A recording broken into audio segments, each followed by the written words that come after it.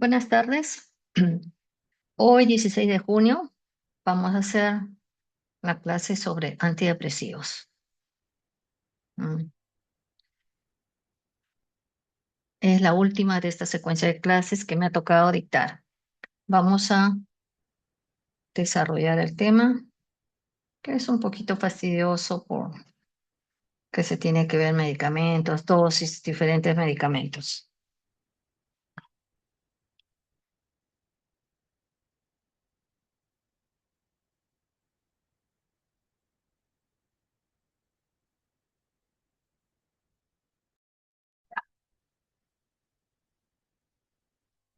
Entonces comenzamos y vamos a mencionar a ese filósofo, científico, fotógrafo francés, que es monje budista tibetano, a Mathieu Ricard, quien expresa, ¿no? Vivir las experiencias que nos ofrece la vida es obligatorio. Sufrirlas o gozarlas es opcional. Este, este monje, este científico, ha sido medido en el grado de felicidad que han hecho determinados países y ha salido el campeón de la felicidad con el valor más alto que dice lo feliz que él es. El promedio de las personas, pongamos, está alrededor de 0,3, si no me equivoco, menos 0,3 y de él llega a casi 5. Entonces, Él es quien nos dice vivir las experiencias que nos ofrece la vida es obligatorio, sufrirlas o gozarlas es opcional. Entonces, para no sufrir, están hechos los antidepresivos. ¿Qué son los antidepresivos? Los antidepresivos son drogas medicamentosas que sirven para tratar la depresión, pero no solamente tratan la depresión, tratan también la ansiedad en muy buena forma y actualmente es uno de los que se elige para tratar la ansiedad más que los mismos ansiolíticos. Para tratar el dolor crónico, el dolor neuropático, para tratar problemas de sueño y para otro grupo ya de misceláneas. Entonces vamos a comenzar nuestra clase haciendo un poquito de historia. Ya sabemos lo que son los antidepresivos. Entonces la historia comienza, bueno, con que los antidepresivos han sido descubiertos por ese mecanismo que se llama serendipia. ¿Alguien sabe qué es la serendipia?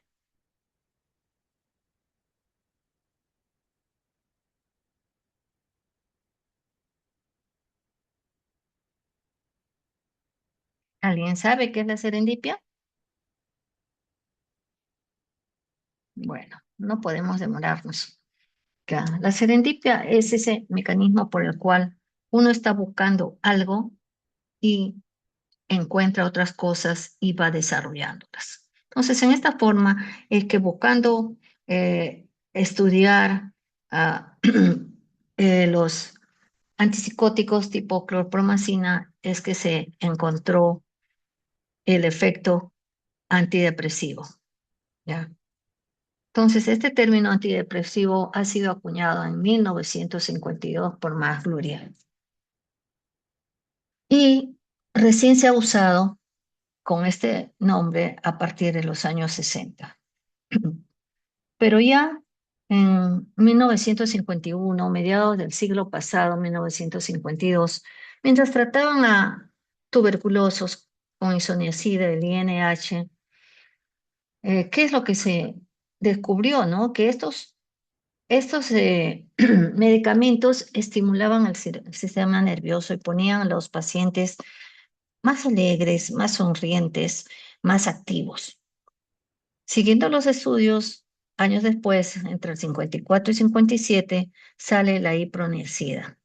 La iproniazida que se comprobó tenía efectos en depresivos. Más adelante, en esta época, y recién publicado a partir del 58, 1958, siglo pasado, es que Crane y Nathan Klein descubren a los inhibidores de la enzima monoaminoxidasa. O sea, van a descubrir a los IMAOs. Entonces, los primeros antidepresivos descubiertos fueron los IMAOs. Y en ese mismo año, en el 57, Roland Kuhn va a descubrir el primer tricíclico cuando buscaba y encontró la imipramina. Ya después los trabajos comienzan a ser un poco más dirigidos sobre los antidepresivos mismos, pero hasta aquí, hasta más o menos estas épocas, se buscaba más eh, poder subsanar los efectos de la psicosis. En el 59 se va a rebautizar este tricíclico con el nombre de imipramina, porque antes, en el 59 se hace con el nombre, ¿no? Pero ya en el 57 el nombre era un código, ¿no? Y era el tricíclico G22355, que después, como quien dice, afinándolo, fue la imipramina.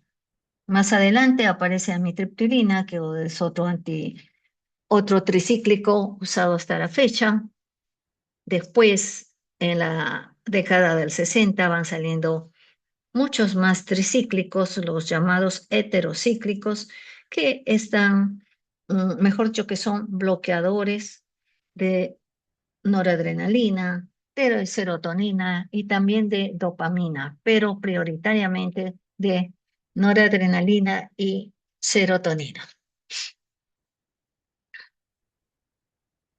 Y es aquí cuando mm, va a haber un premio Nobel a Julius Axelrod por justamente haber descubierto la inactivación, especialmente perdón, la acción que se tenía que usar a nivel de noradrenalina y serotonina. Más adelante, Shaicraft enuncia la hipótesis noradrenérgica de la depresión. Fíjense, recién ahí comienzan con la hipótesis noradrenérgica.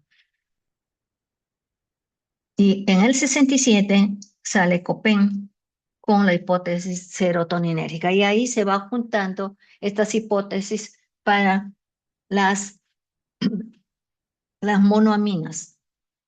Las monoaminas, la noradrenérgica, que es una catecolamina, y la serotonina, la noradrenalina, que es una catecolamina, y la serotonina, que es una indolamina. En los años 70 se va a sintetizar fluoxetina.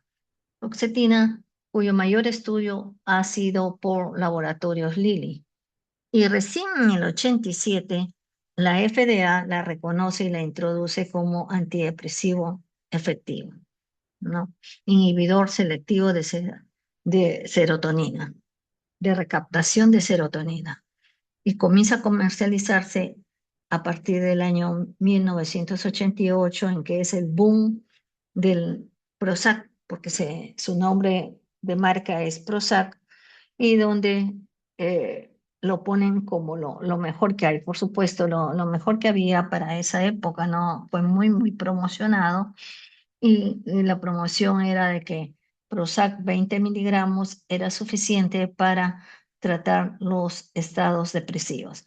Sin embargo, con el tiempo se ha visto que eh, una, una fluoxetina de marca, dependiendo del paciente, la idiosincrasia, su vulnerabilidad ambiental y genética, es que a veces van a necesitar hasta de 80 miligramos y en el peor de los casos hasta de 100 miligramos de fluoxetina Prozac, a pesar de ser un producto de marca.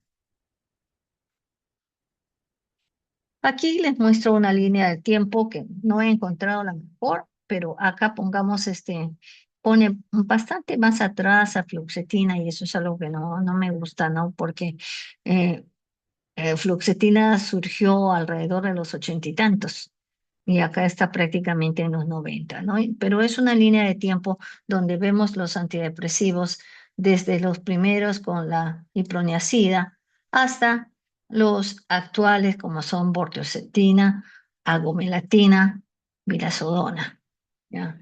¿Y qué es lo que vamos a ver esta tarde?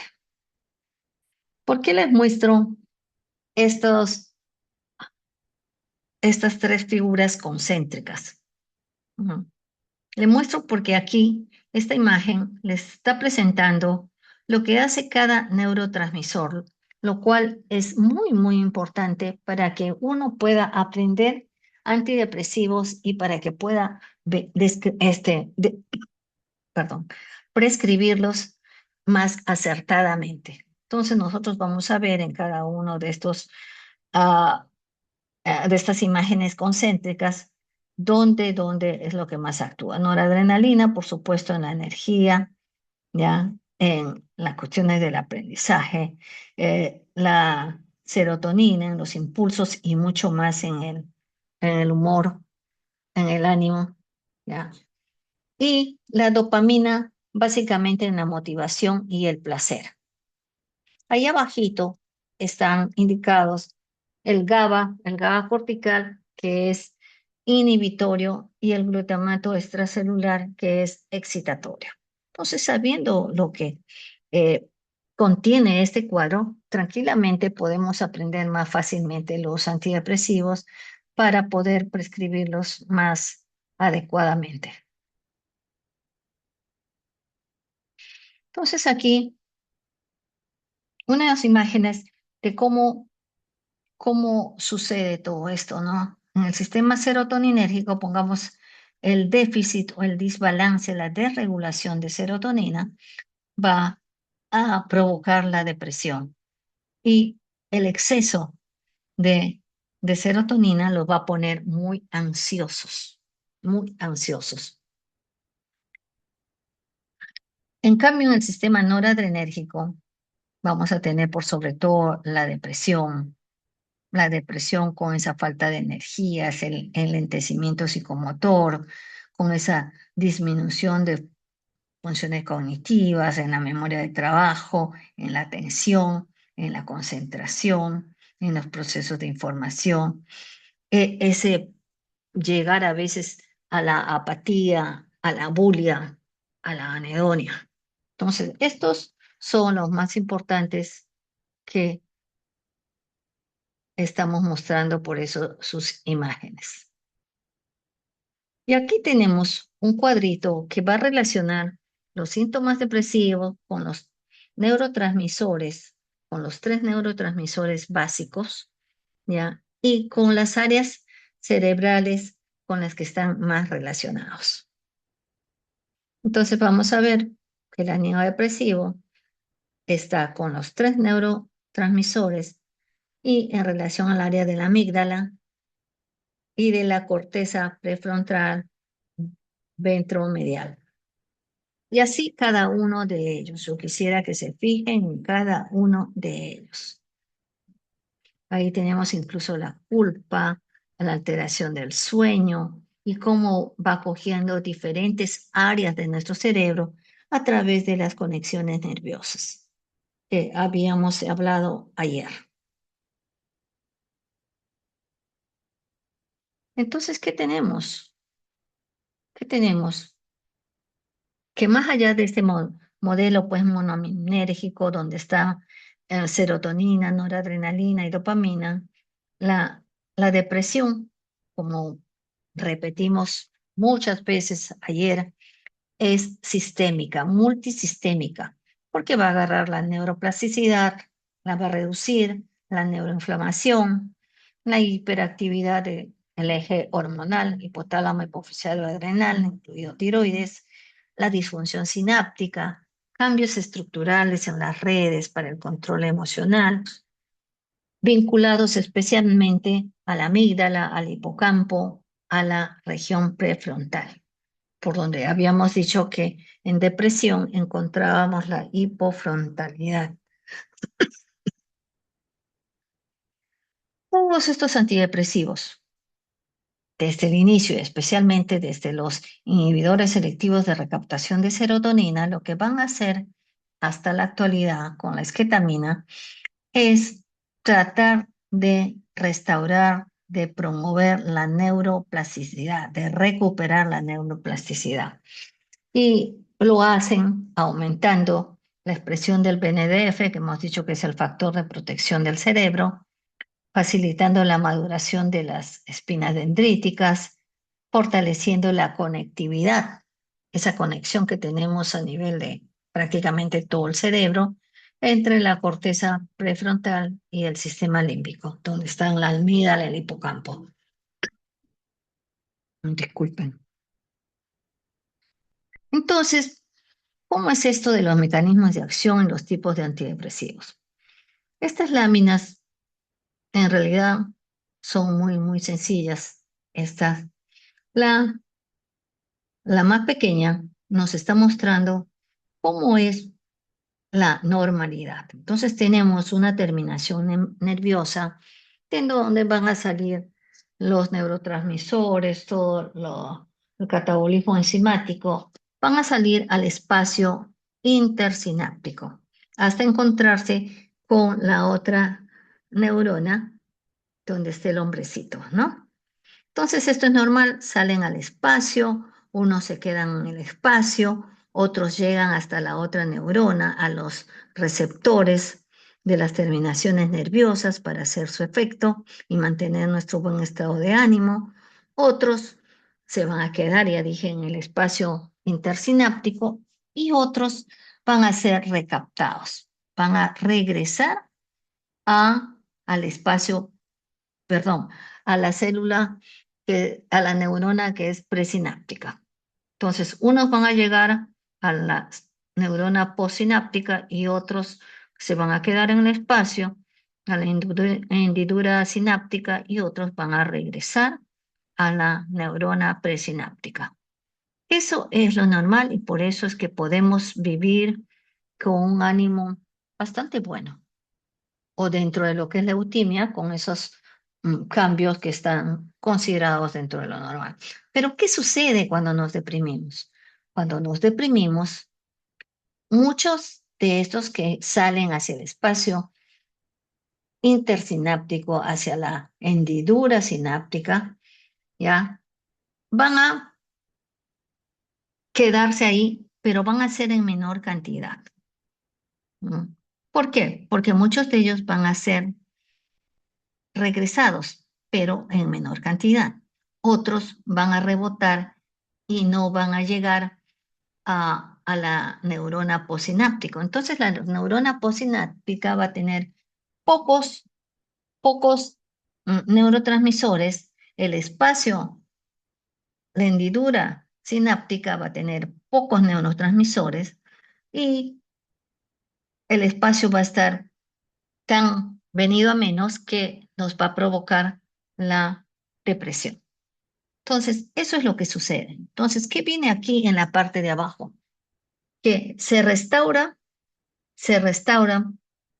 el metabolismo sináptico, hay una neuroprotección con los antidepresivos y todo vuelve a su normalidad como en la primera figura. Se hace una a buena llegada a la neurona postsináptica, queda muy buena cantidad en la hendidura sináptica y un poco pues va a regresar de todas maneras a la neurona presináptica, donde, donde de hecho que hayan actuado, pongamos los cirros y maos y han impedido esta recaptación, ¿no? Por eso tenemos buena cantidad acá. Ahora, esto que hemos visto, esto que hemos visto, es como para hacernos algo más sencillo, es como que ustedes van de su casa a la universidad. Cuando todo está normal, salen de su casa, siguen el camino, la ruta que sigan, en ómnibus, en su auto, caminando, como sea, y todo llega ok a la universidad para que reciban los conocimientos. Pero en otras ocasiones, ustedes pueden salir y se sienten mal, y regresan a la casa. O ya ven que es demasiado tarde y se quedan por ahí en el camino o regresan a su casa o se van a hacer otras cosas. Mientras que algunos sí, sí o sí van a llegar hasta la universidad. Pero otros puede que se queden en la puerta o puede que se queden conversando. Entonces no entran hasta su aula. Entonces, esto en realidad es una alteración por sobre todo en la ruta. Es como quien va de un lugar a otro y se altera la ruta hasta que llega a quien lo salve. Llega su ómnibus, llega su auto, o se sienten bien, o tienen el suficiente ánimo ya para sentirse motivados y entrar a clase. Entonces, esa mejora se logra con los antidepresivos. Así de sencillo puede ser. Pero los antidepresivos comienzan a hacer su efecto inmediatamente que se comienzan a tomar, pongamos vía oral. No, hay que esperar de 2 a 3 semanas para que recién comience. No estoy diciendo que ya sea el verdadero efecto antidepresivo, sino que recién en ese tiempo comienza el efecto antidepresivo. ¿Esto pasa en todos? Sí, se puede decir en todos, con pequeñas excepciones que yo lo he verificado ya por experiencia clínica en este producto que es escitalopram, que ya lo vamos a ver, es un IRS, y que en algunos pacientes, por su misma idiosincrasia, por sus mismas condiciones de vida, o no necesariamente por la marca del producto, estos estas personas con trastorno depresivo comienzan a mejorar a veces a los 5 o 7 días. Y es excelente porque se ve el cambio. Por supuesto que ahí también ocurre lo que vendría a ser el efecto placebo, ¿no? Entonces, recién ahí va a comenzar. Pero en esta imagen del centro vamos a ver que al comienzo la persona está deprimida, no hay respuesta sináptica, pero en esas primeras semanas antes de la segunda y tercera que recién comienza y estamos viéndolo ahí, intercaladas las rayitas, los cubitos, ¿ya? ¿Qué es lo que sucede ahí? Ahí lo que va a suceder son los efectos secundarios, pero también, así como suceden efectos secundarios, también suceden algunos efectos positivos. Efectos positivos como el efecto sobre la depresión, perdón, sobre la ansiedad y el efecto sobre el sueño dependiendo de qué fármaco sea. Pero el efecto antidepresivo, ya saben, es entre la 2 a 3 semana y comienza a estabilizarse más o menos entre las 5, 6, 7 semanas para continuar. Y en la tercera lámina vamos a ver que tenemos una persona normal, se supone normal, antes tiene su pareja, que puede ser regular, aceptable, lo que sea, y cuando se deprime, pues la ve catastrófica, ¿no? Pero comienza con los antidepresivos y comienza a ver a la persona que tiene a su costado, la comienza a sentir, a ver cada vez mejor como ha sido, e incluso se puede llegar a sentir tan bien que se queda sorprendido, admirado, más animado, más optimista, ¿ya? Y puede seguir subiendo. Entonces, esto es lo que nos quieren decir estas láminas. Entonces, vamos a ver la clasificación de los antidepresivos.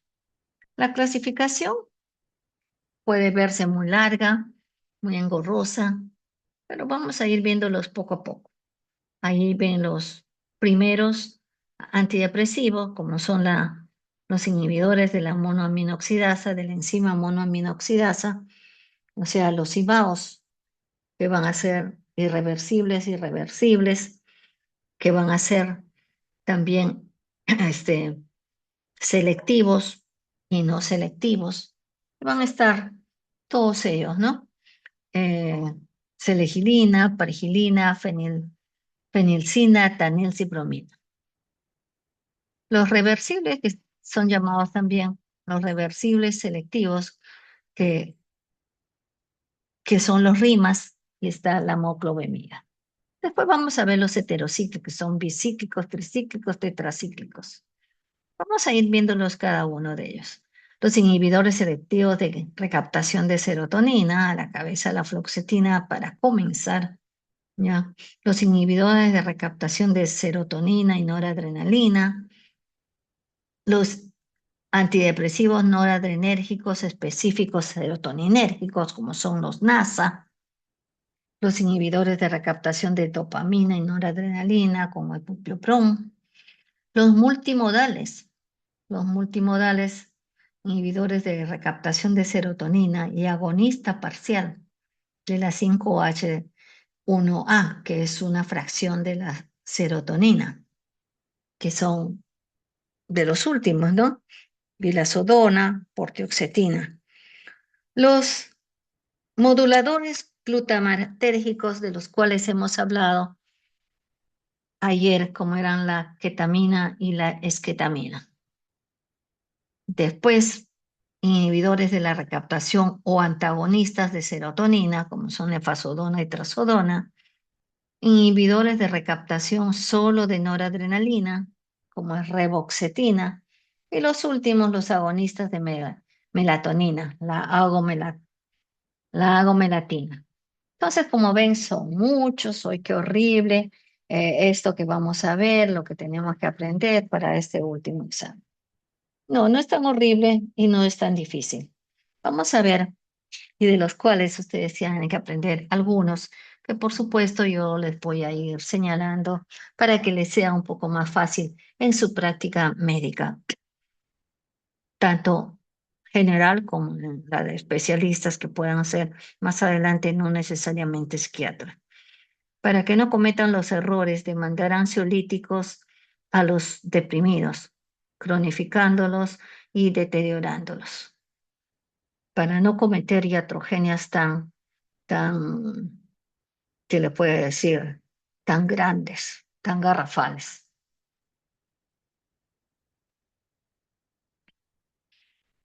Tenemos entonces el primer grupo, el más antiguo, los inhibidores de la monoaminoxidasa. Estos IMAOs eran buenos, muy buenos para su época porque no había nada más, ¿ya? Y trabajaban a nivel de serotonina, noradrenalina y dopamina, degradándolas. Entonces, estos IMAOs son de dos tipos, ¿no? Reversibles e irreversibles. ¿Ah? Los irreversibles, por supuesto, esa inhibición no va a cambiar. En cambio, en los reversibles, sí, la inhibición puede dejar de ser inhibitoria. Y los selectivos, porque van a coger determinadas enzimas, ya sea la MAO-A o la MAO-B. Y en algunos casos van a provocar pues un aumento muy masivo de serotonina, noradrenalina y dopamina en el espacio sináptico. Entonces van a aumentar bastante. Como les decía, para su época han sido maravillosos, ¿no? Pero ¿qué pasa con la enzima monoaminoxidasa A y qué pasa con la monoaminoxidasa B? Ellos en simultáneo van a oxidar a la dopamina, ¿no? Porque no solo cogen serotonina y noradrenalina, sino que al coger a la dopamina, al oxidarla, también van a tener un efecto sobre la tiramina. La tiramina, que es una sustancia que está en el queso, especialmente en los quesos, esos más apestosos, esos quesos muy fermentados o alimentos fermentados, como pongamos, ¿cómo se llaman? Los encurtidos, ¿ya? Los quesos curados, el vino tinto y algunos embutidos. Entonces, estos imaos, los imaos irreversibles y no selectivos que van a coger, van a degradar a la MAO A y a la MAO B, van a tener ese efecto queso, ¿ya? ¿Y qué es lo que van a hacer, no? Van a bloquear esa acción oxidativa sobre la tiramina, porque ya hemos dicho que esas dos enzimas oxidan a la tiramina. Entonces, estos medicamentos los van a bloquear, ¿ya? Y al bloquearlos, la persona que está comiendo queso, si es sensible al bloquearlos, va a tener crisis hipertensivas que pueden ser mortales.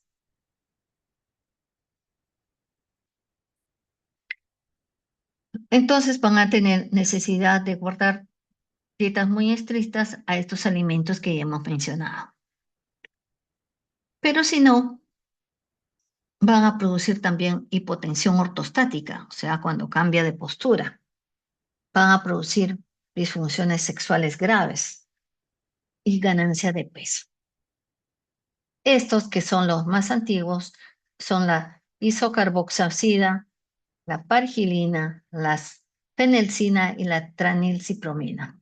Gracias a un paciente, yo conocí la tranilcipromina, que era el Parnate, un producto que hay en Estados Unidos, que es bastante caro y que a algunos pacientes les sienta de maravilla, ¿no?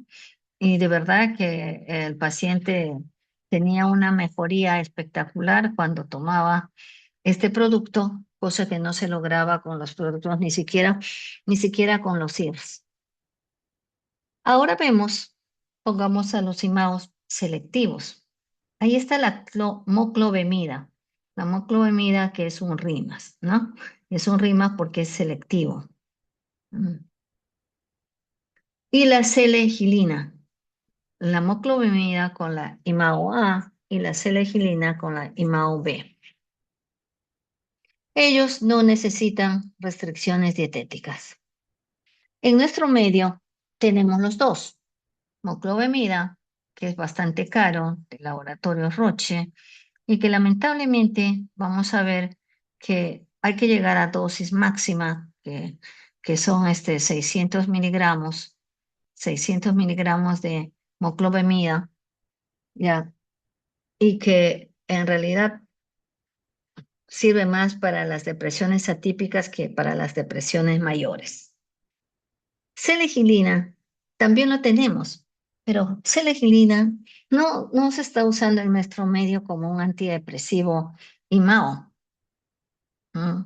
Sino que se está usando para la demencia. ¿M?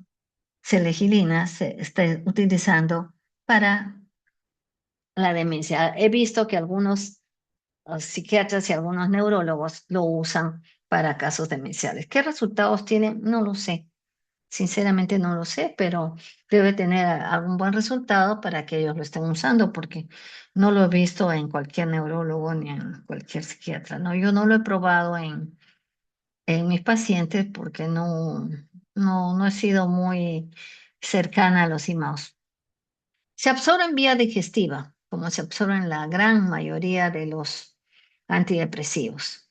Su metabolismo es hepático. También esto es prácticamente común denominador de casi todos los antidepresivos, ¿ya? Y van a atravesar la barrera hematoencefálica, la leche materna, el líquido pleural. Como les decía, las IMAOs, ya, van a ser por sobre todo para depresiones atípicas, depresiones resistentes, pero se gasta mucho y no tienen resultados óptimos, salvo en algunos pacientes. Sirve para la hipersomnia, la hiperfagia y la reactividad emocional. Aquí les pongo las dosis de tranilcipromina a pesar de que no hay en nuestro medio. 30 a 60 miligramos día. ¿Hasta aquí alguna pregunta?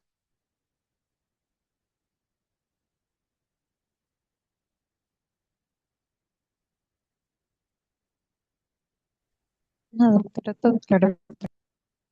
Muchas gracias. Vamos a ver ahora los tricíclicos.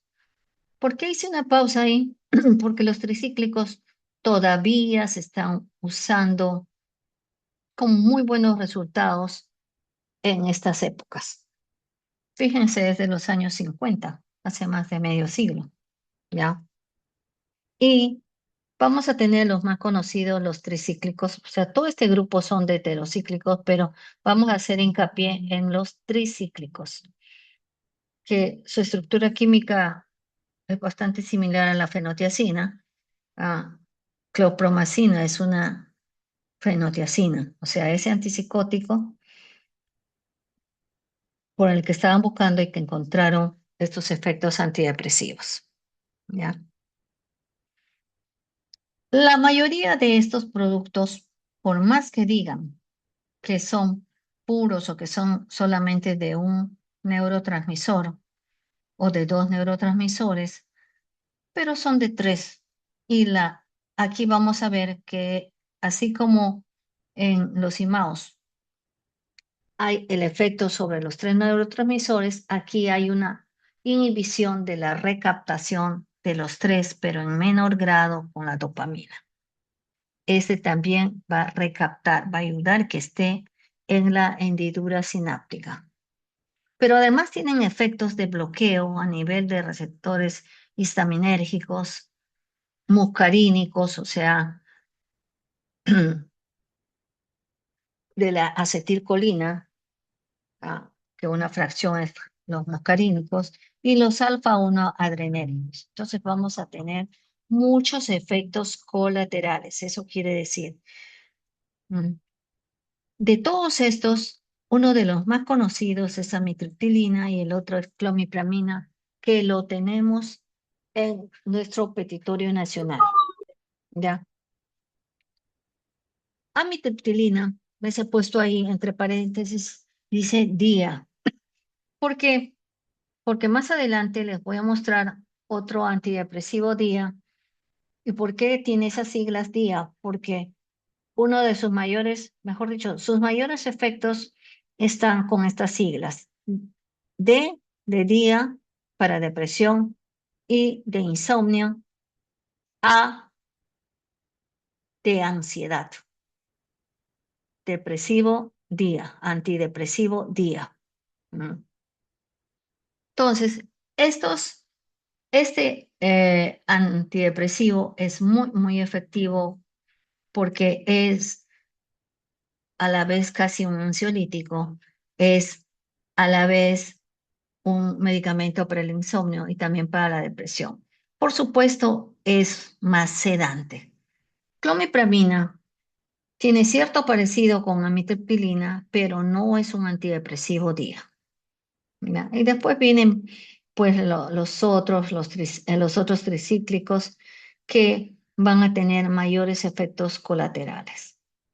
Vienen otras aminas secundarias, terciarias, todo como son desipramina, nortriptilina y protriptilina, que no hay en el mercado nacional, pero tienen menores efectos secundarios que estas otras dos que sobresalen en ese grupo. Entonces, ¿para qué nos sirven estos antidepresivos? Nos sirven para la depresión grave con melancolía y que tienen mucha ansiedad y que tienen mucho insomnio. Entonces, a ellos se les va a dar para poder, como quien dice, coger dos pájaros de un tiro con estos productos, especialmente con amitriptilina.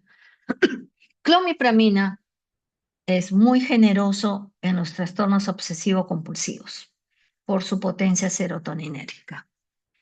Y para el dolor crónico actúan los dos, para el dolor crónico neuropático, actúan los dos, especialmente amitriptilina. Pongamos cuando hay herpes zóster y tienen esos dolores fuertes y esa secuela dolorosa que le queda, le dan amitriptilina. También para la neuropatía diabética, la neuropatía alcohólica. Estos, estos antidepresivos tricíclicos van a pasar la barrera placentaria también. a la hematoencefálica y la leche materna. Entonces ya saben que no deberíamos dar cuando hay que darle lactar al bebé, ¿no? Y cuando se está embarazada. Casi el 80% tiene metabolismo hepático, pero se excreta vía renal y un poquito vía fecal. Los efectos adversos por justamente esos efectos ah, mucarínicos, histaminérgicos y alfa-1 adrenérgico, básicamente por eso van a ser efectos de sequedad bucal. Se les forma una saliva blanquecina, espesa, que le sale por las comisuras labiales, incluso cuando hablan, hay como pequeños hilitos blanquecinos que unen la parte dental superior y la inferior.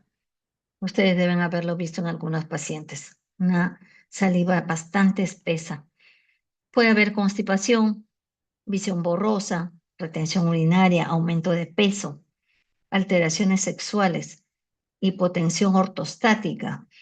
Se van de un lado a otro al cambiar de postura. Pueden tener vértigos, taquicardia, prolongación del intervalo QT, el aplanamiento de la onda T. Pueden haber arritmias, pueden haber convulsiones, discinesia, delirio y sedación profunda. Y por el efecto justamente colinérgico es que muchas veces hacen intentos suicidas y se pueden quedar ahí. La sobredosis de tricíclicos, por eso decimos que es una emergencia médica letal por cardiotoxicidad. Se pueden morir. Y contraindicaciones. La contraindicación absoluta es el infarto agudo de miocardio reciente. Reciente. Ahí hay que suspenderle y mucho menos prescribirlo. Las relativas son otras cardiopatías, arritmias, la hipertrofia prostática. Se puede dar con cuidado la epilepsia, hepatopatía grave, el embarazo del primer trimestre, el glaucoma de ángulo agudo o estrecho, ¿ya? Y su potencialidad suicida, ¿no? Que hay que ver entonces. Y no se debería dar con IMAUS, no combinado con IMAUS. ¿Cuáles son? Aquí están en primer lugar amitriptilina y clomipramina. Con los dos se puede llegar a una dosis de mantenimiento hasta 300, incluso con clomipramina, ¿ya? Maprotilina tuvimos un tiempo, ya no lo tenemos, ¿ya? Timipramina no lo hemos tenido, desipramina tampoco. Entonces, lo más importante acá es aprender amitriptilina y clomipramina. Cuando quieran preguntar algo, me dicen, por favor. Vamos a ver ahora los famosos IRS. Con los IRS llegó el boom de los antidepresivos. La pastillita de la alegría, la pastillita de la felicidad. Mm. Y esto en realidad no es un solo grupo farmacológico, son diferentes grupos farmacológicos, pero que tienen un mismo mecanismo de acción presináptico, que va a inhibir la recaptación de serotonina. Entonces va a aumentar la serotonina en el espacio, en el espacio sináptico. Son considerados antidepresivos de primera línea. Tienen efectos secundarios sobre el sistema nervioso, pero así como puede aumentar la ansiedad, algunos nos bajan la ansiedad muy notablemente. Pongamos, yo no le daría a un ansioso, no le daría fluoxetina, pero sí le daría sertralina o le daría paroxetina o el mismo escitalopram. Entonces uno tiene que ir viendo cuál de los neurotransmisores está más comprometido. Por eso era la necesidad de mostrarle esos óvalos concéntricos. También van a haber disfunciones sexuales, el deseo sexual, la disfunción eréctil, la anorgasmia en mujeres, el retardo eyaculatorio y síntomas digestivos como náuseas, diarreas, cefalea, acaticia leve. Justamente tengo un paciente que pongamos sertralina, le ha dado náuseas, gastritis y diarreas. Hay que cambiarle, ya se le cambió, ¿no? Entonces vamos a ver estos antidepresivos IRS. Decíamos que la fluoxetina ha sido el primero, el más promocionado, su consumo a nivel mundial, y es un psicotónico, entonces es un antidepresivo resorte que te levanta, es un activador. Pero ya les digo que no siempre esa propaganda de 20 miligramos día, dosis única, es efectiva. No, señores, porque se han visto estudios, incluso en sitios donde están muchas de las personas hospitalizadas, en esos grandes hospitales en Asia, en China, donde se han hecho estudios hasta de 15.000 pacientes, donde se les ha dado fluoxetina y han tenido que subir la dosis hasta 80 y en el peor de los casos hasta 100 miligramos. ¿Qué bondades tiene la fluoxetina? La fluoxetina tiene un metabolito activo. Su vida media, la vida media de la fluoxetina es de 4 días. Ya, entonces está con su vida media activa 4 días. Pero su metabolito activo, ya, ¿qué es lo que nos va lo que nos va a mostrar? Que puede estar activo hasta 3 semanas. Hasta 3 semanas. Esa es la bondad de la fluoxetina. Por eso con fluoxetina no se necesita am, suspender el antidepresivo, no se necesita suspenderla y esperar, que les digo, pues 2, 3 semanas a que se limpie. Bien, no, en fluoxetina tú puedes hacer el cambio, porque no necesitas estar bajando, bajando para meter el otro antidepresivo. Con fluoxetina tú puedes quitar incluso el antidepresivo y poner el otro, porque como su metabolito activo va a ir desapareciendo a lo largo de las 3 semanas, entonces no va a haber un cambio brusco, no vas a necesitar hacer un washout así como haríamos con nosotros, ¿no? Entonces, esas son las bondades. Yo puedo dar fluoxetina, la quito y como su metabolito activo sigue participando en el efecto antidepresivo, inmediatamente puedo dar otro IRS o si no, puedo dar cualquier otro medicamento con el que yo piense combinar, cualquier otro antidepresivo, ¿ya? Esa es la bondad de la fluoxetina. Fluoxetina y sertralina pueden producir cierto nerviosismo y acaticia por el bloqueo que se va a dar a nivel de dopamina. Ahora, fluvoxamina y paroxetina son más sedantes, tienen un efecto ansiolítico mayor, ¿ya? Y están más en relación con noradrenalina. Como les decía al inicio, son diferentes grupos farmacológicos, por eso inciden más en uno u otro neurotransmisor y por eso la necesidad de saber sobre estos neurotransmisores. La paroxetina es el que mayor disfunción sexual nos va a dar comparado con el resto. Todos nos van a dar, pero mayor es la paroxetina. ¿Por qué? Porque va a producir un, una, la inhibición de la enzima que va a facilitar la vasodilatación en el cuerpo cavernoso. Ah, incluso ahí pues vamos a tener una disfunción eréctil bastante difícil de tratar, pero que al suspender paroxetina, todos estos, como les dije ayer, se comienzan a dar de menos a más hasta llegar la dosis indicada, el rango de dosis terapéutica. Y cuando se quitan de más a menos. Es como una curva de Gauss en la que tienes que ir subiendo poco a poco, te mantienes estable mientras lo necesites, y de ahí bajas poco a poco cuando lo vas a retirar.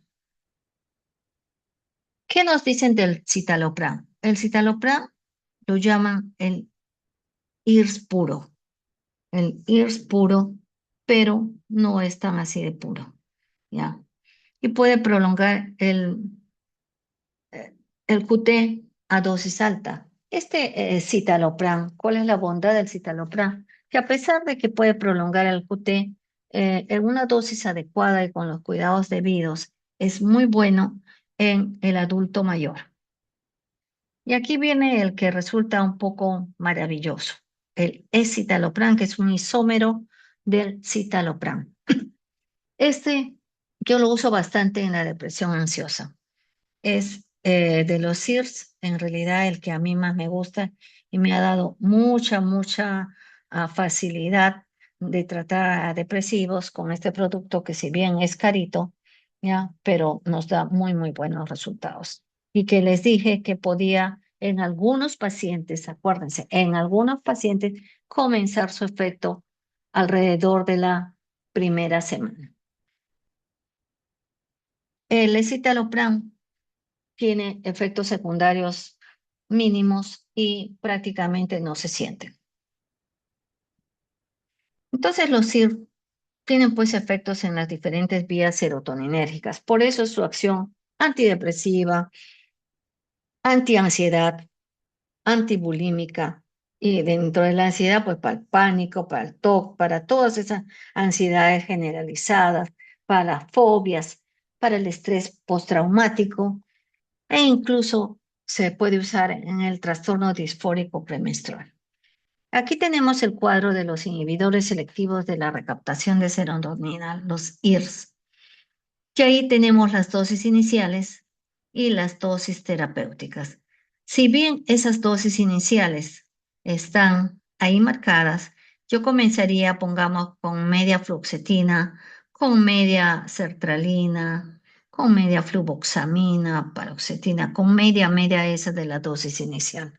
Incluso a veces con un cuarto y así ir subiendo hasta lograr la dosis terapéutica. Pero esto lo hago en el transcurso de más o menos 2, 3 semanas, porque ahí ya debería comenzar el efecto antidepresivo. Ahora, depende de qué paciente, yo puedo comenzar de frente con la dosis inicial.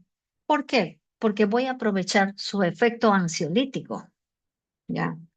Que dijimos en el cuadrito donde veíamos cómo comienza, es que en esos días yo voy a bajar bastante su ansiedad y por consiguiente voy a hacer que se sienta mejor y va a estar más abierto, más receptivo a los efectos antidepresivos. ¿Ya? Al mes y medio yo ya he llegado a la dosis terapéutica, pero no necesariamente a la dosis terapéutica máxima. A la dosis terapéutica máxima llego solo con algunos pacientes que son un poquito reacios a la respuesta antidepresiva. ¿Hasta aquí alguna pregunta?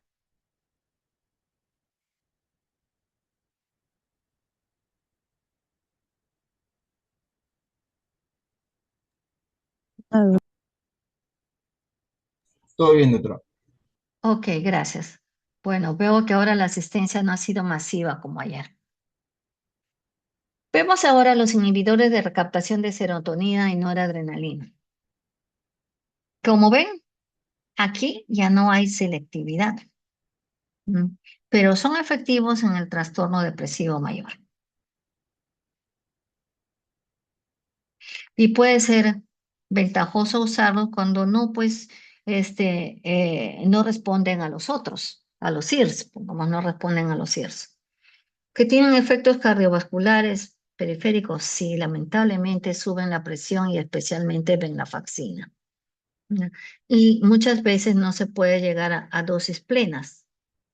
Nos producen sudoración intensa, se queda de boca, insomnio, acaticia, inquietud motora. Los más importantes son estos tres. Por eso es que Minacipran no está con negrita.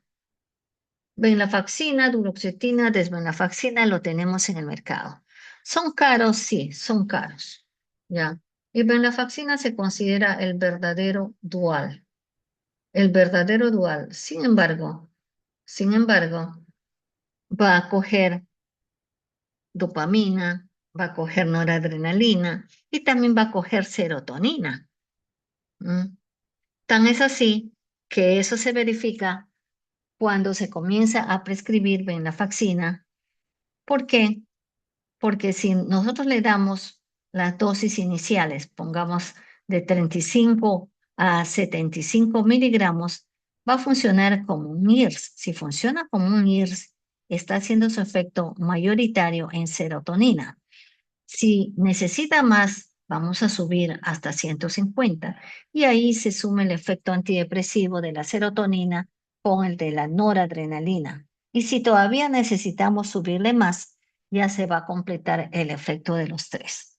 Pero con el riesgo de elevar la presión, entonces tenemos que ir lento, lento, lento.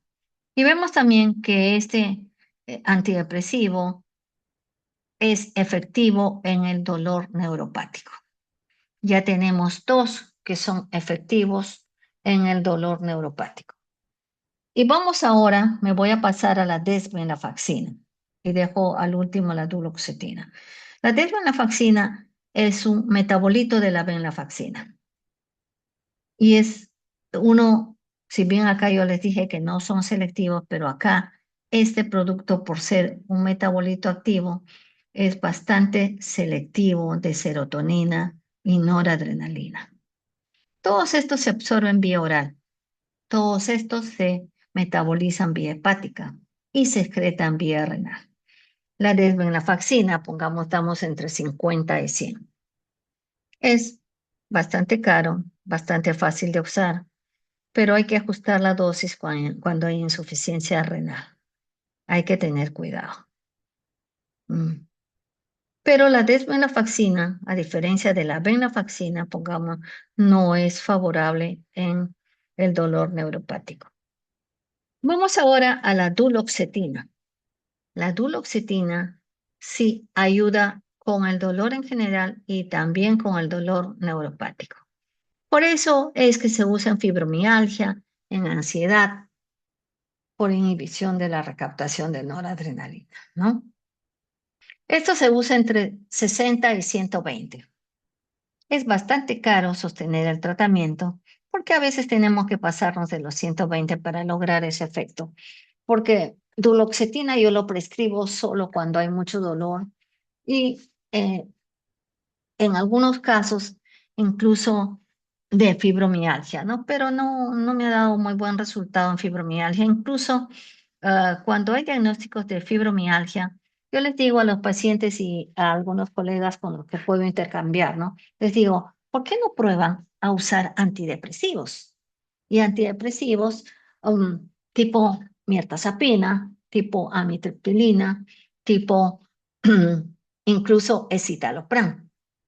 ¿Por qué? Porque mi fibromialgia muchas veces es una depresión que está activa y que no se reconoce, o es una depresión que larvada, enmascarada, o es una depresión que se confunde con fibromialgia. Entonces hay que ser mucho más finos en diagnosticar tan fácilmente fibromialgia, porque si no, con los antidepresivos los pueden sacar adelante. Del milnacipran no les voy a decir nada más que es un inhibidor de recaptación de serotonina y noradrenalina que no tenemos en el país. ¿Ya? Entonces, estos productos son bastante buenos en depresiones graves que están un poco inhibidos, reprimidos en su movimiento, ¿no? En depresiones resistentes a los IRS, en trastornos de ansiedad generalizada, en todas las comorbilidades del dolor, ya hemos visto, ya, y hemos remarcado que es especialmente duloxetina. Bueno, aquí he repetido lo mismo, disculpen. Entonces, estos son los IRS sin la S. Vamos ahora a tres tipos de receptores que van a bloquear los receptores 5HT. Los receptores 5HT que son de serotonina. Y vamos a tener, en primer lugar, que me gusta mucho, la mirtazapina. La mirtazapina es un NASA por las siglas en inglés de que son bloqueadores de serotonina, pero como vamos a ver, si bien ahí en su título dice serotonina 5-HT, también va a actuar sobre noradrenalina. Entonces es un potente antagonista noradrenérgico y específico serotoninérgico en la corteza frontal. Y también tiene su efecto sobre el dolor crónico. Me gusta este producto porque les voy a decir el segundo antidepresivo día. El segundo antidepresivo día es mirtazapina junto con amitriptilina. Y decíamos que un antidepresivo día es porque coge depresión, insomnio, ansiedad.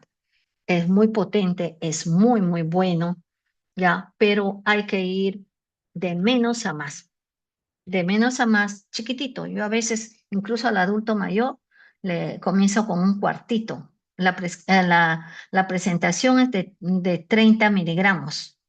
Hay algunos que tienen de 15 miligramos, pero la mayoría son de 30 miligramos. Mirtazapina, 30 miligramos.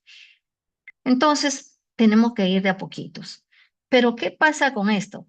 Por ser antagonistas histaminérgicos 5-HT, ya estamos viendo ahí, va a generar somnolencia, un poco de sedación, aumento de peso, les va a dar un apetito que en algunos es apetito feroz y es un antiemético.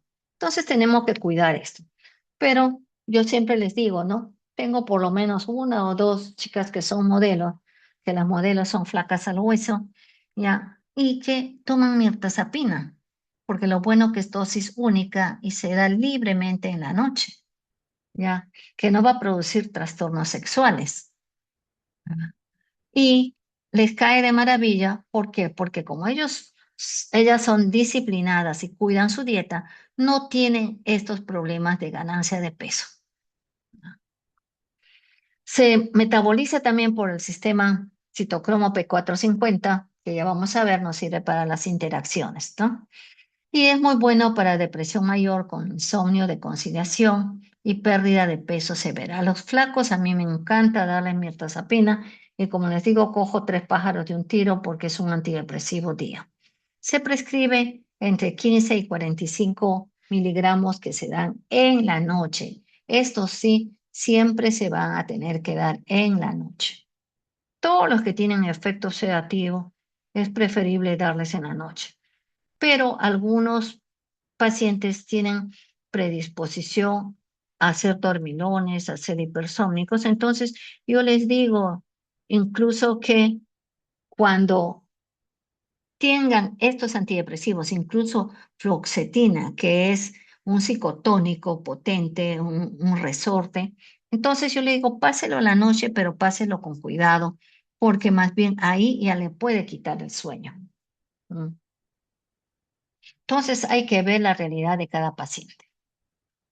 Vamos ahora con los multimodales o moduladores de serotonina. Están indicados en la depresión mayor con pacientes que ya tienen déficits cognitivos asociados y también en el adulto mayor, que se supone ya existen algunos déficits cognitivos. Esos son de preferencia, pero son súper, súper caros y también hay que ir regulándolos poco a poco. Ahí están la vilazodona y la vortioxetina. Tenemos los dos, sí, pero más tenemos vortioxetina, pero no, no, en la práctica médica no son muy, muy frecuentes. En la práctica médica común y corriente, ¿no? Como la mía. No, no suelo usarlos con mucha facilidad. Escojo muy, muy bien al paciente. Vilazodona lo que va a hacer es inhibir la recaptación de serotonina y a la vez va a ser un antagonista parcial del 5-HT1A, que él es histaminérgico. Mm.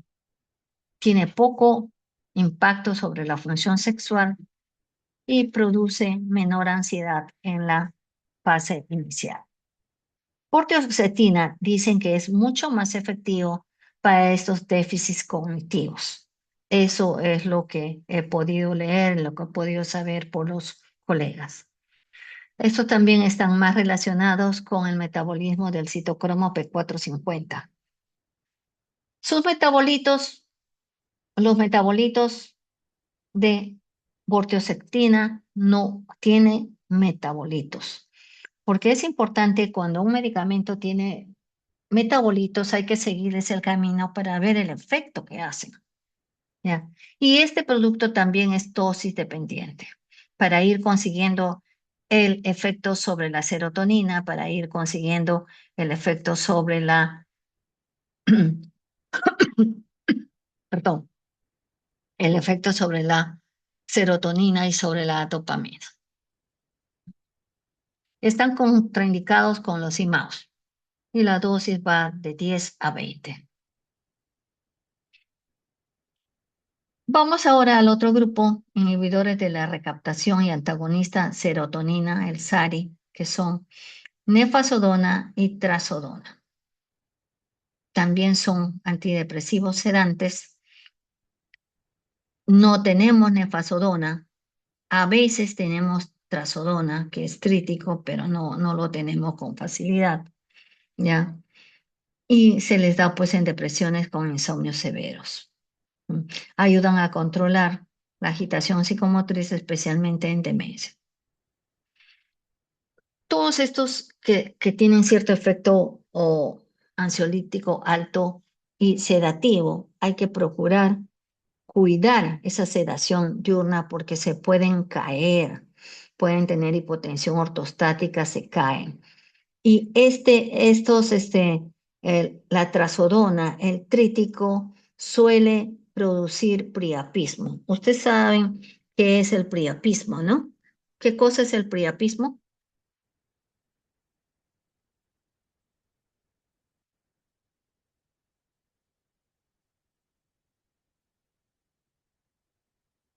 Nadie sabe qué cosa es el priapismo, ni los varones.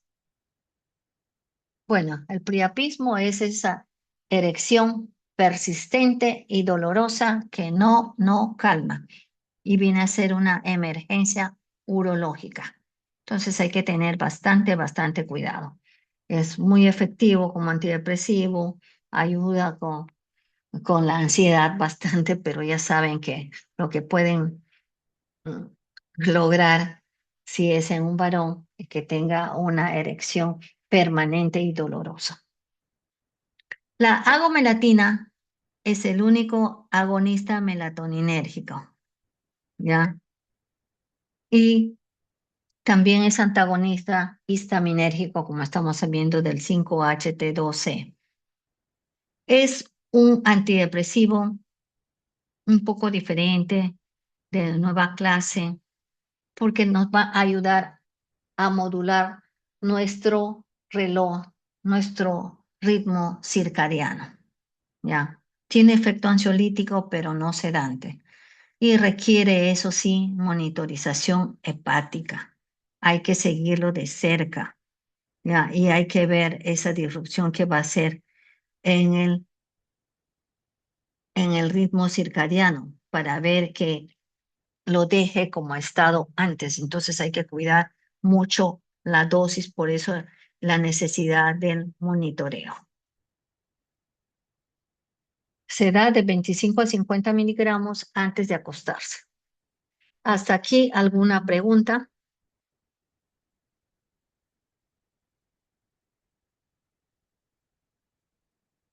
No, doctora, se entendió.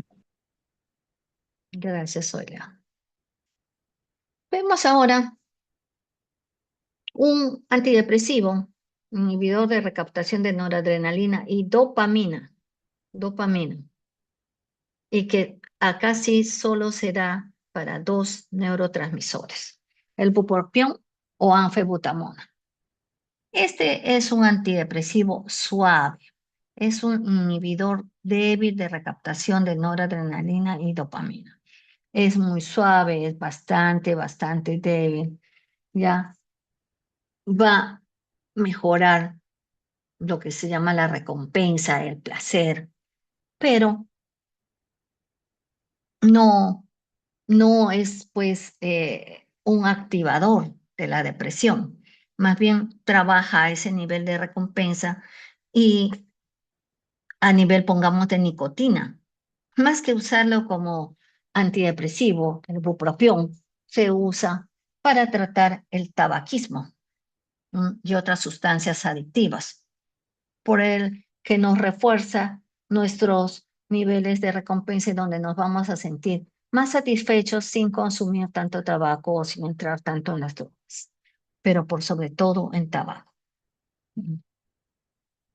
Entonces, este producto con su metabolito activo funcionan como una prodroga. ¿Qué significa eso? Que en realidad es una droga muy débil, muy suave, que va a ayudar a otras drogas, ¿ya? Como decir, va a ayudar a otros antidepresivos. Tendríamos que dar entonces dos antidepresivos y es bastante, bastante caro. Su nombre comercial es Wellbutrin y viene de 150 y de 300 miligramos. Mm. No hay complicaciones cardíacas, no hay complicaciones convulsivas, ¿ya? Entonces, perdón, estoy hablando al revés. Mejor dicho, hay que cuidar, sí va a producir convulsiones y por eso es que, disculpen,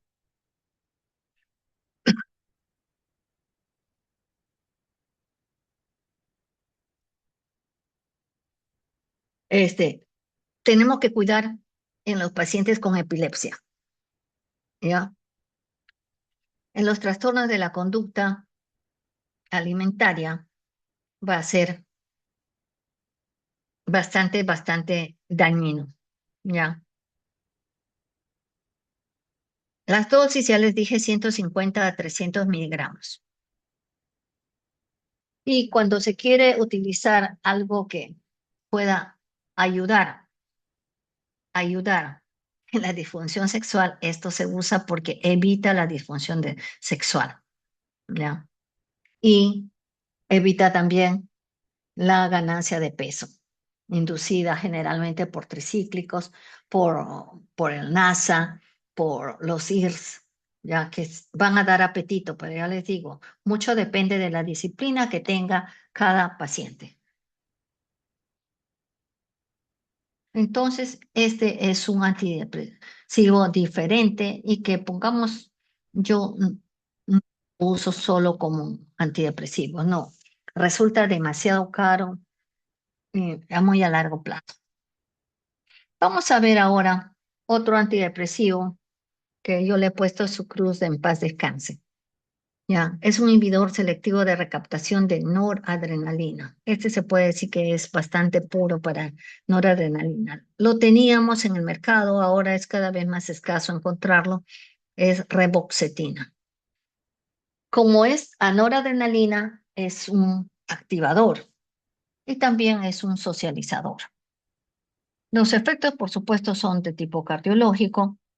Nos va a generar ansiedad, porque si nos da taquicardia, vamos a ponernos ansiosos.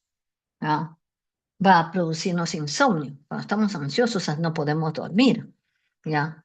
Puede producirnos vértigo, sequedad de boca, sudoración, constipación, impotencia sexual y retención urinaria. Es muy peligroso por la hipotensión ortostática, especialmente en ancianos, y se usa en dosis de 8 a 12 miligramos día. ¿Por qué?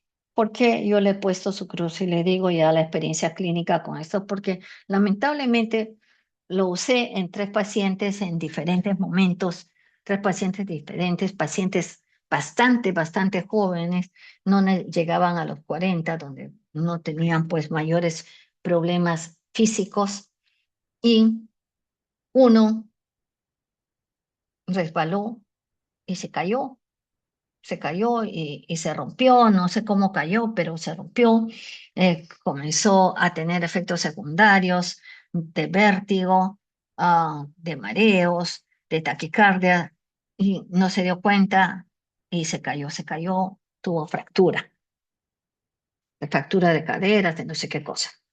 Ya. Otro paciente, otro paciente, ¿qué sucedió? Estaba bajando escaleras y también estaba ansioso, estaba vertiginoso y rodó escaleras, terminó tequeado, con contusiones, pero con TEC. Entonces, ya ponerle su cruz. Y el paciente, eh, ya con este perfil activador, se creía ya un superhombre, se fue a manía, a manía y después hubo que bajarlo, quitándolo ya en forma más rigurosa, ¿no? Entonces, por ese motivo yo, la verdad, no quiero ni recordar a la reboxetina, pero es posible que muchos otros colegas tengan mayor éxito, pero no ha sido mi caso. Y que veo buena cantidad de deprimidos, ¿no? Entonces vemos ahora los de modulación de la transmisión glutamatérgica, los que están en relación con glutamato, que les decía que es de los últimos, ¿no? Y van a bloquear al NMDA, que ayer no me acordaba y por eso lo tuve que escribir, N-metildiaspartato. Van a bloquear eso. Y eso va a hacer que aumente el glutamato. Y que si aumenta el glutamato, va a aumentar el receptor AMPA y va a favorecer, este AMPA favorece el aumento del protector del cerebro, del factor protector del cerebro, y va a facilitar también la sinaptogénesis, o sea, que haya más generación de sinapsis y por consiguiente mayor efecto antidepresivo y más rápido. Es bastante eficaz en trastornos depresivos mayores refractarios al tratamiento y en los que incluso tienen riesgo suicida. Es maravilloso, pero ¿todos responden? No, por supuesto que no, no todos responden a esto. Aparte que por esos efectos eh, adversos como son, como les decía en otro antidepresivo, va a favorecer la disociación. Y en la disociación va a haber despersonalización, va a haber desrealización. Entonces va a estar así medio irito, medio fastidiado, como desorientado. No estoy diciendo desorientado, como desorientado. Va a poder tener una alza de presión, que puede ser transitoria, pero que hay que monitorizarla. Va a tener esa sensación de un tiempo raro, de una situación rara, muy subjetiva. Va a poder tener náuseas, vértigo. Además, como estas sensaciones de despersonalización, de desrealización, de rarefacción del tiempo, algunos comienza a gustarles y va a ser un potencial abuso de este producto para lograr esos efectos. Por consiguiente, al administrarlo debe ser en un entorno hospitalario o clínico autorizado donde hay que monitorizar muy bien la aplicación, especialmente cuando se da endovenoso, porque hay aplicaciones de aerosol intranasal y en solución endovenosa. Entonces, esto hay que hacerlo con mucho cuidado. El protocolo de inducción va desde los 56 miligramos hasta los 84 por vía nasal 2 veces por semana, pero ya saben, todo con monitoreo. ¿Hasta aquí alguna pregunta?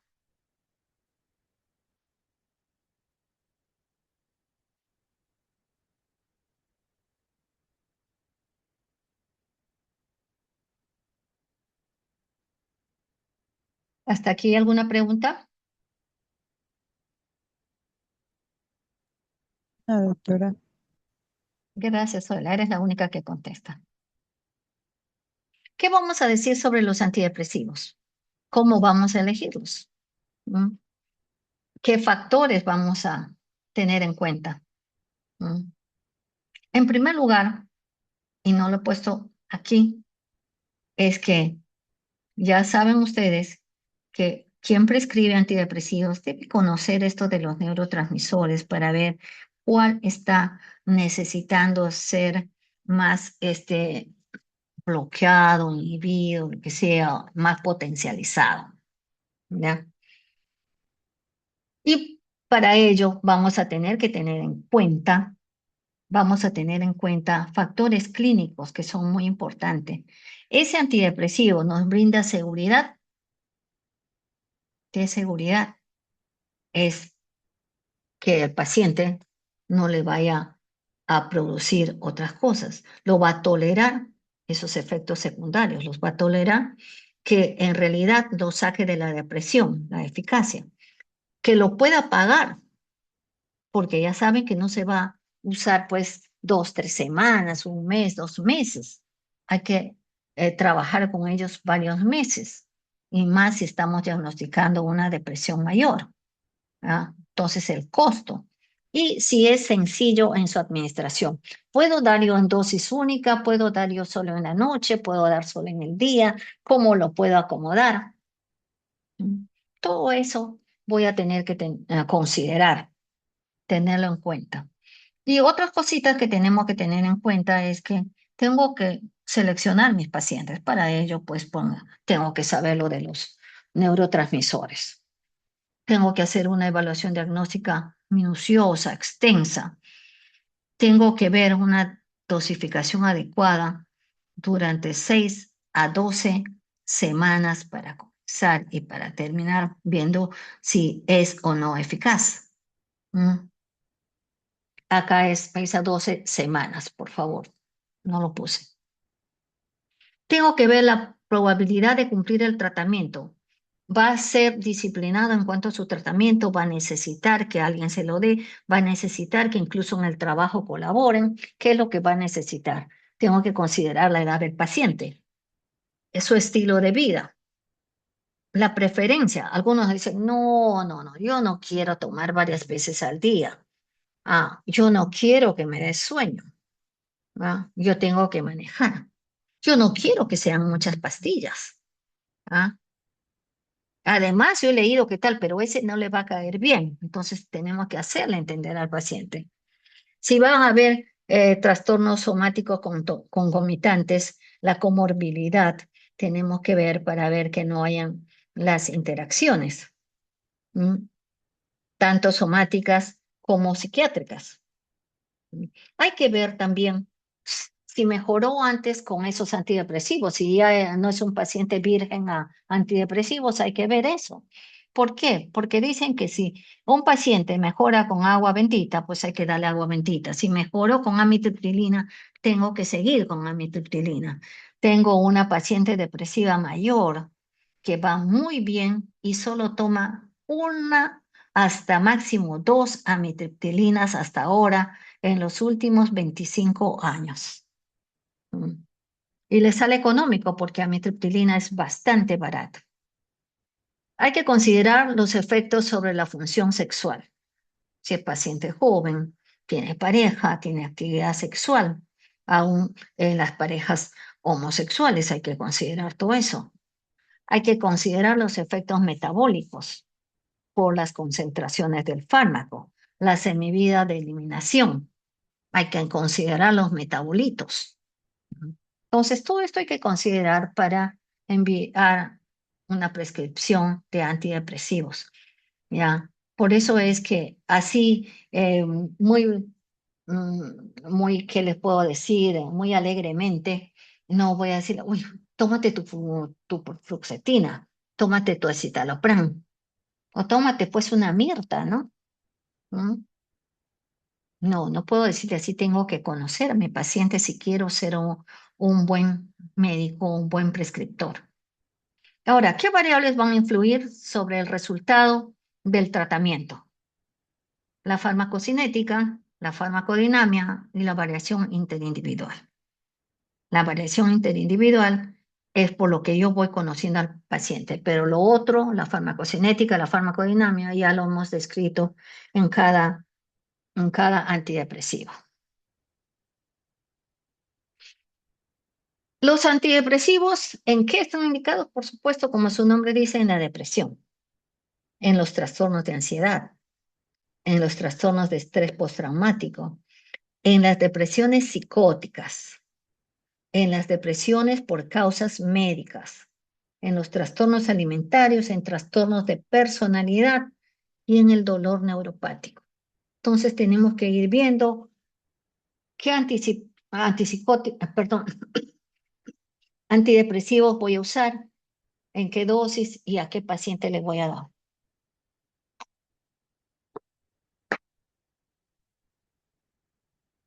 Y aquí les muestro lo que les pasé en la clase pasada, anterior, la de ayer. Entonces, aquí pongamos en esta punta hacia abajo de la depresión, yo voy a comenzar, supongamos, a ver, ¿con cuál quisieran comenzar ustedes? Para darles un ejemplo. ¿Con qué antidepresivo se les ocurre? Alguien que diga un nombre de antidepresivo de los que hemos visto.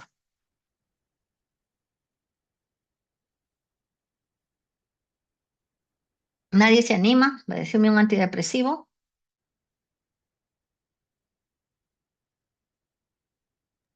Bueno, Doctora, La fluoxetina. fluoxetina, doctora. fluoxetina, ya, ok, gracias. Ya, me llega el paciente, ya ha pasado la normalidad, los síntomas, está consultando, está deprimido, yo le diagnostico una depresión. Supongamos una depresión mayor, ¿ya?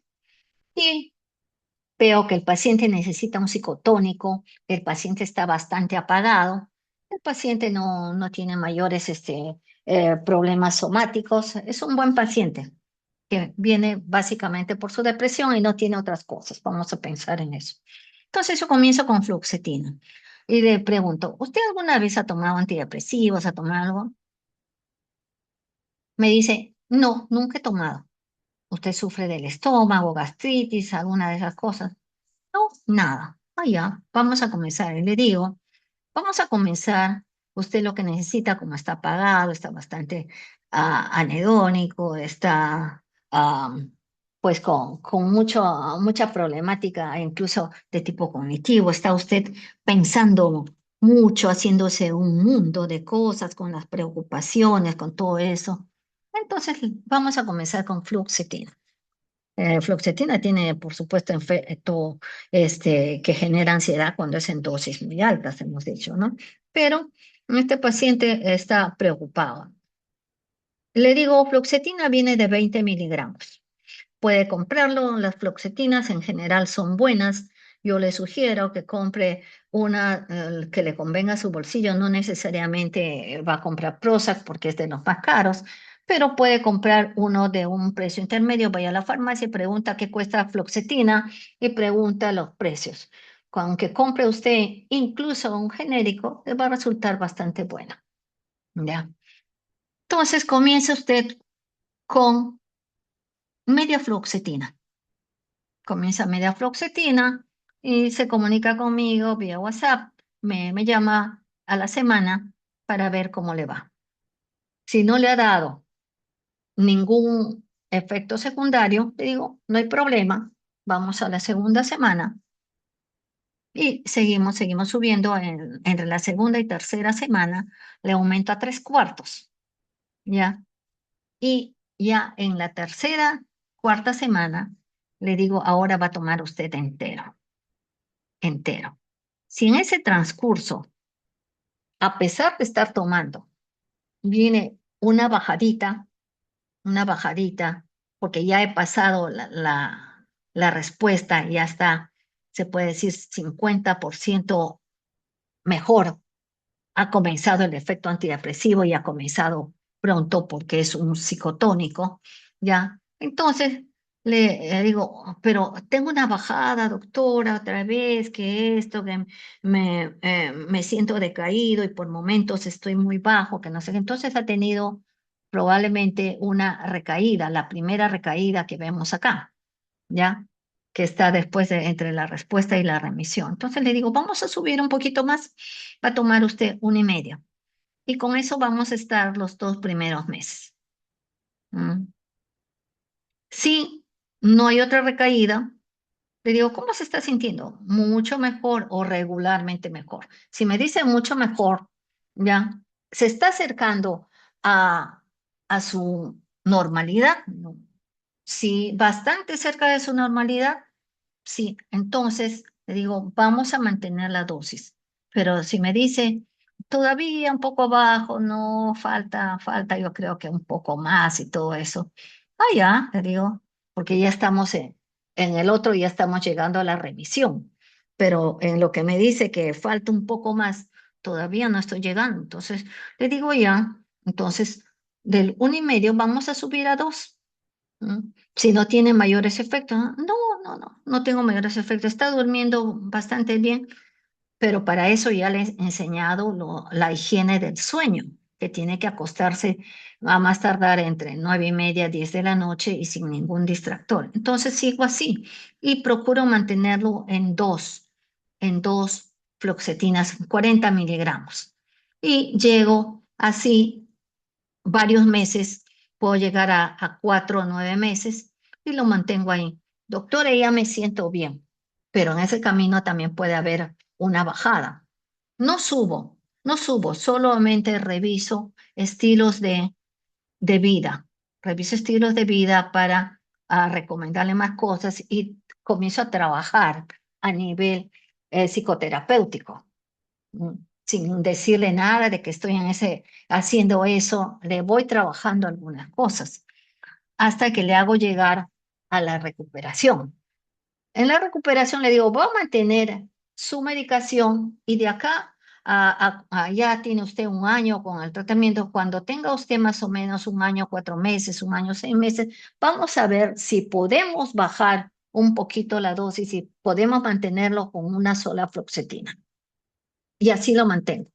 Y así lo mantengo. Si no tengo ninguna recurrencia, puedo ver hasta qué mínimo de fluoxetina llego y si no, mantengo esa dosis de una fluoxetina o de las dos fluoxetinas por mucho tiempo, 2 años así, lo sigo, pero ya lo estoy siguiendo a nivel psicoterapéutico y si he podido bajar, me puedo quedar hasta con media fluoxetina. Eso es lo que se hace. No sé si me han entendido.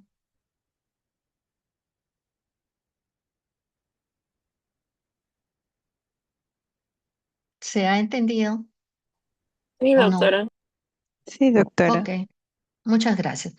Le muestro este cuadro bastante abigarrado, bastante confuso aparentemente, pero quiero que lo lean. Acá dice antidepresivos, tipos, dosis y vida media.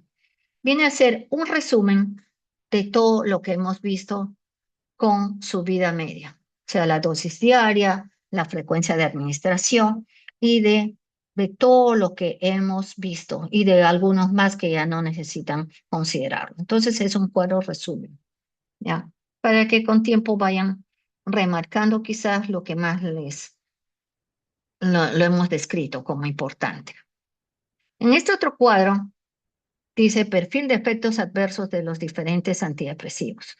También hemos visto los perfiles adversos. Entonces, aquí en este cuadro también es un cuadro resumen de los perfiles adversos de todos los antidepresivos que hemos visto. ¿Ya? Entonces, puedan remarcarlo, les puede servir, por eso es que lo he puesto, no es que se van a aprender el cuadro entero, sino para que complementen lo que tienen en cada una de las descripciones que les he dado. Vamos ahora a lo que se tiene que considerar en el tratamiento del trastorno depresivo mayor con antidepresivos. ¿Qué es lo que tenemos que considerar? El riesgo suicida. El riesgo suicida que hemos dicho que puede haber con fluoxetina, con algunos, ¿ya? Y aparte que los pacientes con la toma de antidepresivos, aparte que los pacientes también tienen alto riesgo suicida por la depresión, ¿ya? Y con algunos antidepresivos esto se ha asociado al inicio de los tratamientos y estas conductas y estos pensamientos suicidas van a aumentar. Entonces, lo que hacemos es monitorizar todo eso, evaluándolos más cercanamente e incluso viendo la necesidad de cambiar el antidepresivo o quizás de combinar. Eso lo vamos a ver cuando tenemos frente al paciente. El síndrome de apatía. Síndrome de apatía es cuando uno ha tomado muchos años antidepresivos, ¿ya? Especialmente los serotoninérgicos, ya pueden, no, perdón, especialmente los tricíclicos, ya, a veces ya comienzan a bajar, se van poniendo apáticos, porque esos antidepresivos como los tricíclicos que amitriptilina, que son día o que son sedativos, entonces los va a mantener un poco bajos y pueden ir a la apatía. Entonces, ahí, ¿qué es lo que voy a hacer? ¿Ya? Lo que puedo hacer es utilizar antidepresivos serotoninérgicos, porque los serotoninérgicos en su mayoría son psicotónicos, especialmente fluoxetina, ¿no? Entonces eso como quien dice, voy a disminuir eso, incluso lo voy a desaparecer. Puedo quitarles eso y puedo ir combinando inicialmente para dejarlo con un IRS. Lo puedo dejar con un IRS. Pero esto en realidad no es un cuadro depresivo, sino son ya los efectos colaterales de un uso crónico de antidepresivos. Entonces, debo disminuir la dosis o cambiarlo o ver qué más puedo hacer. ¿Ya? En el síndrome serotoninérgico, esto se da por la potenciación, la sobreactivación que se puede tener al prescribir dos o más antidepresivos serotoninérgicos. Y siendo ello un IMAO, entonces con mayor razón, si estoy usando IMAO y uso uno u otro, puedo dar al paciente un síndrome serotoninérgico. ¿Que todos lo van a presentar? No. Hubo una época en que este síndrome serotoninérgico estaba centralizado, pongamos en los CIRS y los IMAOs, pero eran también este, por cuestiones farmacéuticas, de celos farmacéuticos, rivalidades farmacéuticas. ¿Ya? Entonces, en el síndrome serotoninérgico vamos a tener una tríada clínica que es la alteración autonómica, ¿ya? Los cambios neuromusculares y la alteración del estado mental. Si encontramos esto inmediatamente, lo que tenemos que hacer es suspender el antidepresivo, pero hay que ver cómo lo suspendemos lo más rápido posible, pero no de golpe. No lo podemos al único que podemos hacerle así de golpe especialmente, es a la fluoxetina por su metabolito activo que dura hasta 3 semanas. Ya, es el único. Sin embargo, les voy a decir algo.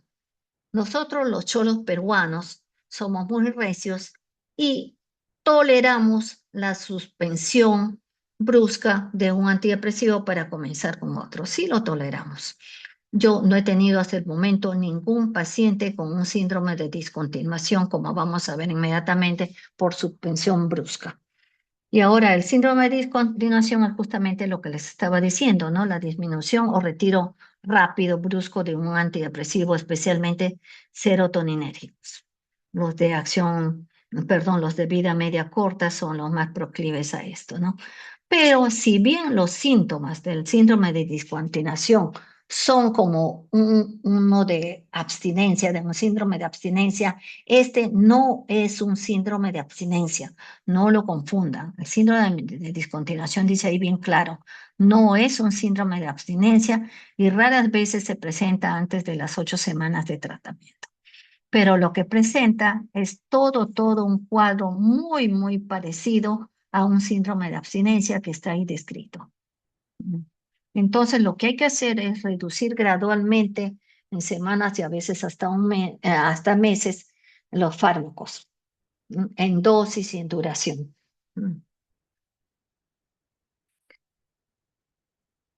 Y acá justamente les he puesto, ¿no? Que hay que considerar la fluoxetina. Y al paciente pues hay que educarlo con psicoeducación. El diagnóstico diferencial del síndrome de discontinuación es la depresión recurrente, porque piensan que ha vuelto un episodio depresivo recurrente y esto no es así. Acá tenemos las interacciones. Este cuadro de las interacciones tampoco quisiera que se lo aprendan. No necesitan aprender. Lo que necesitan saber es lo que está aquí en el texto. Les he puesto para mostrarles cómo son las interacciones uno con otro medicamento, los antidepresivos especialmente, ¿no? Y esto de las interacciones se da básicamente por el sistema del citocromo P450, que es un conjunto de enzimas hepáticas y de la pared intestinal.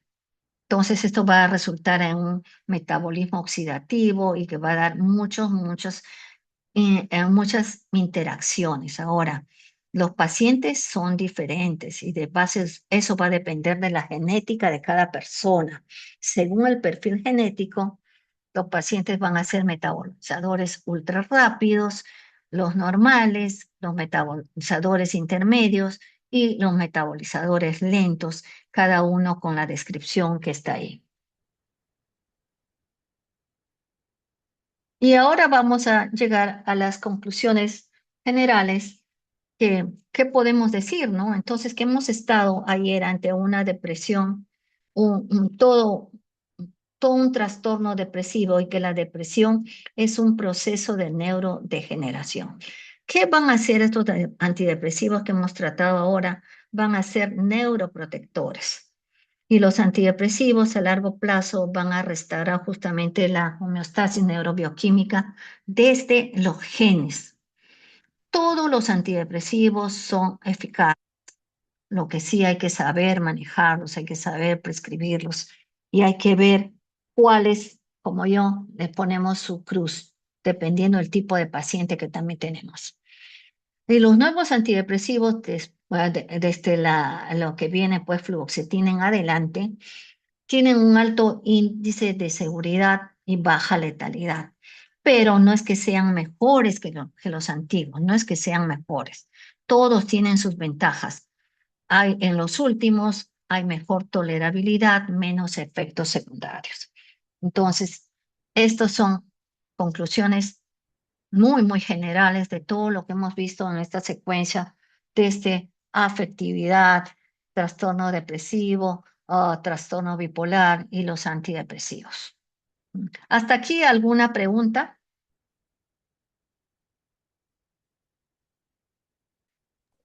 Todo claro, doctora. Ok, yo quería decirles, queridos estudiantes, ¿no? Que en estas clases hemos completado una serie de revisiones muy densas, muy exigentes, y que en este su primer y único ciclo de psiquiatría era muy necesario tratar.